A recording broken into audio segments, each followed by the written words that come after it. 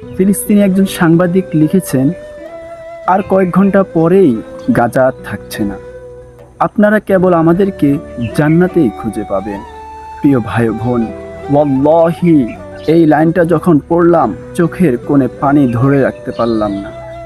আমার হৃদয় ভারী হয়ে উঠল, কেননা আমি কিছুই করতে পারলাম না। আমি শুধু দেখতে থাকলাম একটার পর একটা বোমা ধ্বংসস্তূপে পরিণত হচ্ছে ভবনগুলো, রক্তে রঞ্জিত হচ্ছে শিশুদের দেহ, মায়ের বুক ফাটা আহাজারি, বাবার চোখে নিষ্পাপ সন্তানের জন্য মায়া। আমি শুধু দেখতেই থাকলাম একটা গোটা জাতিকে কিভাবে চোখের সামনে নিশ্চিহ্ন করে দিচ্ছে, আর আমি শুধু তাকিয়ে তাকিয়ে দেখছি। আমার কণ্ঠরুদ্ধ, হাত বেঁধে রাখা, তবুও হৃদয় চিৎকার করছে। আমি কোনোদিন গাজায় যাইনি, কিন্তু আজ ওদের কষ্টে আমার হৃদয় পুড়ে ছাই হয়ে যাচ্ছে। হয়তোবা বাস্তবে ওদেরকে আমরা জড়িয়ে ধরতে পারছি না, কিন্তু জান্নাতে দেখা হবে ইনশাআল্লাহ। সেখানে থাকবে না আর কোনো বোমা, থাকবে না আর কোনো কষ্ট, শুধু শান্তি আর আলিঙ্গন।